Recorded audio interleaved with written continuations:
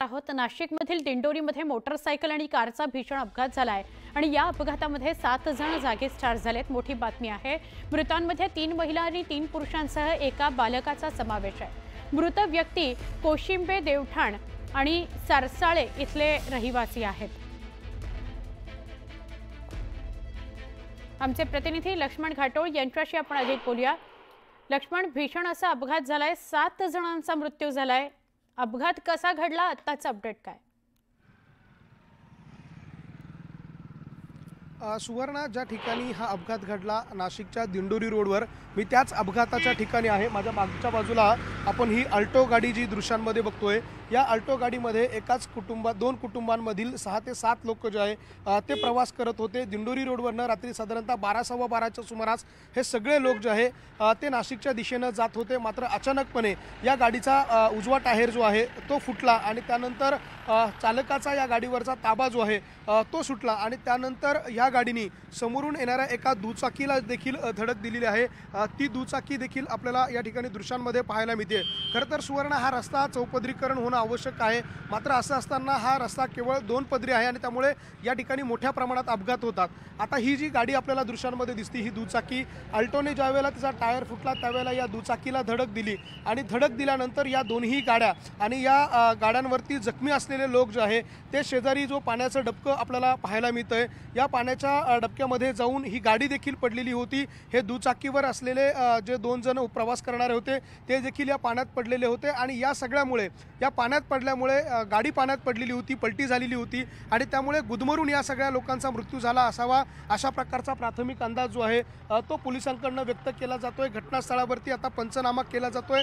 पंचनामा करत असताना ही दुचाकी जी आहे ती देखील आपल्याला सुवर्ण दृश्यांमध्ये पाहायला मिळते। पोलिसांकडून या सगळ्या प्रकरणाची माहिती जी आहे ती घेतली जाते। आपण पोलीस अधिकारी आहेत त्यांच्याशी बोलूया, नेमका सर हा अपघात कसा घडला, काय नेमकी या अपघाताची माहिती आहे? एक अल्टो गाडी नाशिककडून वणी साईडकडे जात होती आणि दुचाकी ही वणी दिशेकडून दिंडोरीकडे येत असताना साधारण रात्री 12 वाजेच्या सुमारास हा अपघात घडलेला आहे आणि याची आता प्राथमिक चौकशी झाली असून उर्वरित माहिती आपल्याला कळवतो। एक याच्यात साधारण 7 लोकांचा मृत्यू झाला आहे, 6 वयस्कर आणि एक 2 वर्षाचं बाळ आहे तिथे। सुवर्ण, आपण या अपघात स्थळावरती ही दृश्य बघतोय, काही लोक आहेत, आपण त्यांना विचारूया। आपण अपघात बघितला होता, नेमकं काय झालं होतं?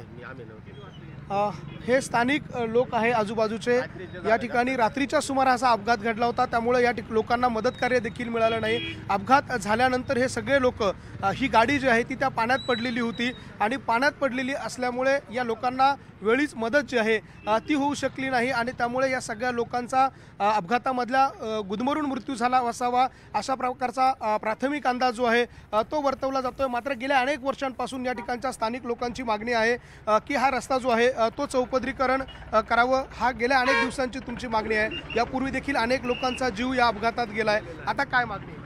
आता हा रस्ता लवकरात लवकर चौपदरीकरण झाला पाहिजे। इकडे पर्यटन स्थळ आहे सापुतारा, त्याचबरोबर या बाजूला नांदुरीला गडावरती येणाऱ्या जाणाऱ्या लोकांची फार मोठ्या प्रमाणावर ये जा असते आणि हा रस्ता कुठल्याही परिस्थितीत चौपदरीकरण झालाच पाहिजे, कारण खूप मोठ्या प्रमाणात अपघाताचं प्रमाण वाढलेलं आहे आणि आम्ही सुद्धा कायम मागणी करतो, पण त्याला काही अजूनही मिळालं नाही। फक्त आता सांगतायत की सिंहस्थाच्या याच्यामध्ये तुमचा हा रस्ता चौपदरीकरण होईल, त्या आशेवर आम्ही आता दिवस काढतोय असंच समजूया।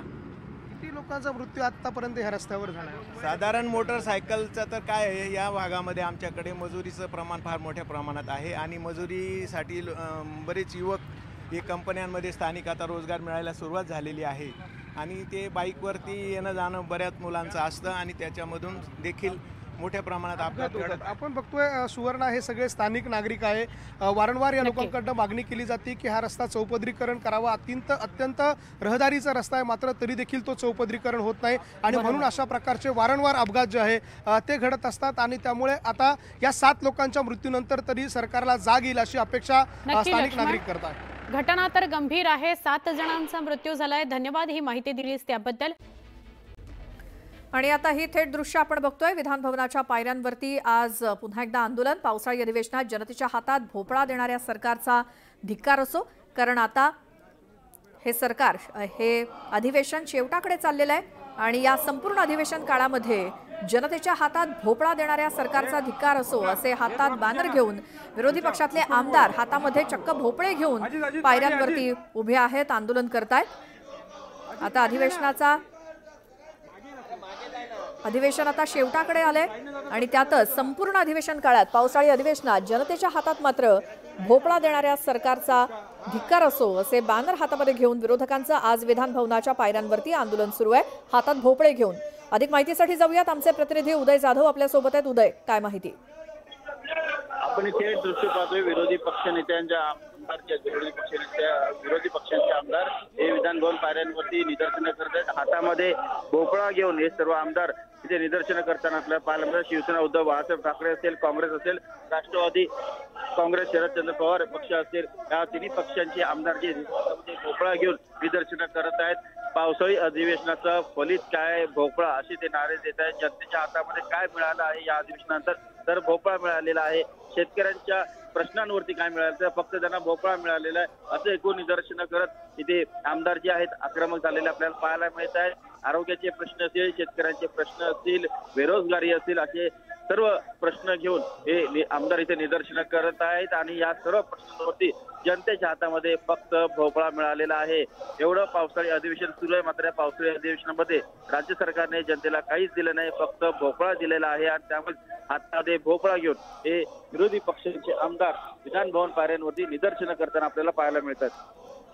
बिलकुल उदय, धन्यवाद या माहितीसाठी। आपण ही दृश्य प्रेक्षकांना दाखवतोय। या संपूर्ण पावसाळी अधिवेशन काळामध्ये जनतेच्या हातामध्ये भोपळा देणाऱ्या सरकारचा धिक्कार असो असे बॅनर विरोधकांच्या विरोधी आमदारांच्या हातात आणि त्याचसोबत हातामध्ये भोपळे घेऊन सतेज पाटील आणि इतर महाविकास आघाडीचे आमदार आपल्याला दिसतायत।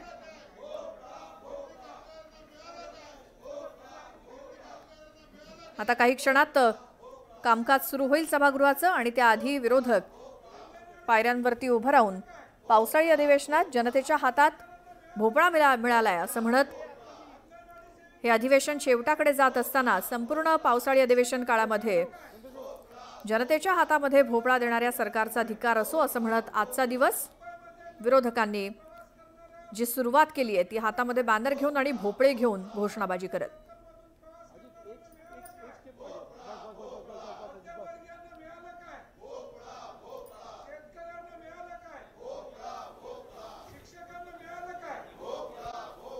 अमरावती जिल्हा सामान्य रुग्णालयामध्ये बदलत्या वातावरणामुळे रुग्णांची संख्या वाढली आहे, मात्र रुग्णालयात उपचारासाठी जागाच नसल्यामुळे चक्क जमिनीवरती गाद्या टाकून रुग्णांवरती उपचार सुरू आहेत। तर दुसरीकडे मोठ्या प्रमाणात रुग्णालयामध्ये दुर्गंधी पसरली आहे। ही अवस्था आहे अमरावती जिल्हा सामान्य रुग्णालयातली।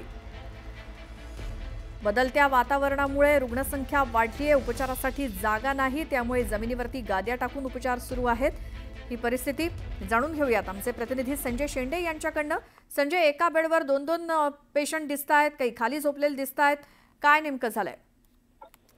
श्वेता, निश्चितच अमरावती जिल्ह्याचं हे जिल्हा सामान्य रुग्णालय आहे आणि हे जिल्हा सामान्य रुग्णालय केवळ जिल्ह्यापुरत मर्यादित नाही तर अमरावती जिल्ह्याच्या आसपास आणि लगत असलेल्या मध्य प्रदेशातून देखील मोठ्या प्रमाणात रुग्ण जे आहे ते उपचारासाठी या रुग्णालयात असतात।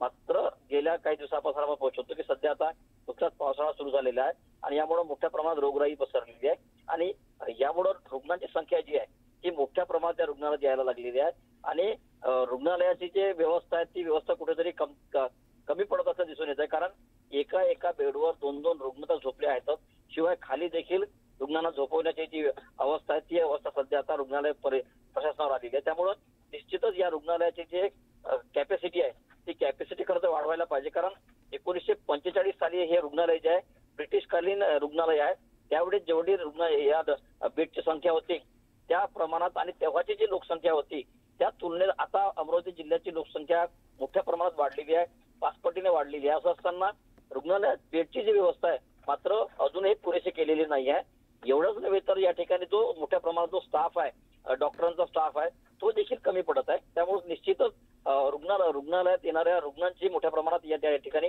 आबाळ होत आहे। श्वेता, धन्यवाद संजय या सगळ्या माहितीसाठी।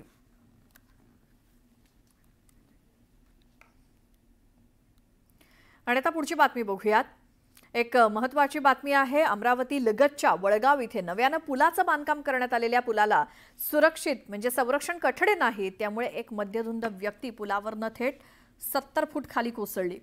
उपस्थितांनी या व्यक्तीला वर आणलं, पण यानंतर घडलेल्या प्रकारामुळे सगळ्यांचेच डोळे विस्फारले। कारण रस्त्यावरती आणल्यानंतर हा इसम नशेत नागमोडी चालत स्वतःच्या पायानं गाडीकडे निघाला, जसं त्याला काही झालंच नाही। त्यामुळे सगळ्यांनीच आश्चर्य व्यक्त केलं।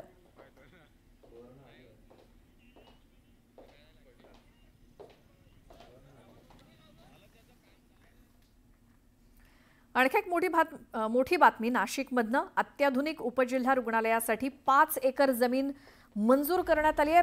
नागरिकांच्या विनंतीपत्रावरती बावनकुळेंनी थेट निर्णय घेतलेला आहे आणि रुग्णांची गैरसोय होऊ नये यासाठी बावनकुळेंनी पुढाकार घेऊन 3 वर्षांच्या आत बांधकाम सुरू करावं लागणार आहे असं म्हटलेलं आहे। नाशिकमध्ये अत्याधुनिक उपजिल्हा रुग्णालयासाठी 5 एकर इतकी जमीन मंजूर करण्यात आली आहे।